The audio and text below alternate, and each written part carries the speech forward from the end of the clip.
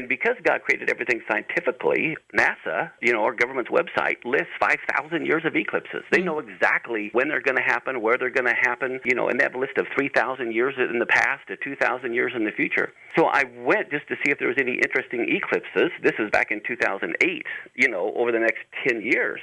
And I noticed these 4 total lunar eclipses right in a row in 2014 and 2015. And I thought, wow, how often does that happen? Because I really was new to studying this back in 2008. And I looked at NASA's website, and they call it a tetrad when you have 4 total blood moons in a row without a penumbral or a partial eclipse in between. And I looked, and there were none in the 1800s, none in the 1700s, none in the 1600s. And as I was looking at this, one early morning, I'm in my prayer closet praying, and all of a sudden it hits me, I need to convert these dates of these eclipses to the biblical calendar. It was on our normal Gregorian calendar. And so when I was looking at March and September, April, October, and when I switched, I noticed they were falling on the feast days, Passover and Tabernacles. And I thought, wow, not only what are the odds of them having 4 in a row, what are the odds of them also falling on the feast days? And so as I continued my search on NASA, I noticed in the 1500s, it happened like 7 times that there were 4 blood moons in a row in that 1 century, but they didn't ever all fall on the 4 feast days.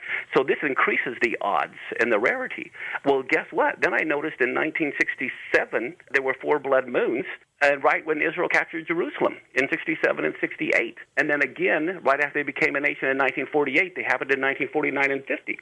And as you quoted in Genesis 1:14, God created the sun and the moon to send signals. And the problem is our English translation. The next word is seasons. And so we think winter, spring, summer, fall. But actually, it's the same word that's translated as feast in Leviticus 23. So when I saw that God said he created the sun and the moon and the stars to send signals on his feast days, and then here this happened, right after they become a nation, great biblically prophetic events. After they captured Jerusalem, it made me wonder what's coming in 2014 and 2015.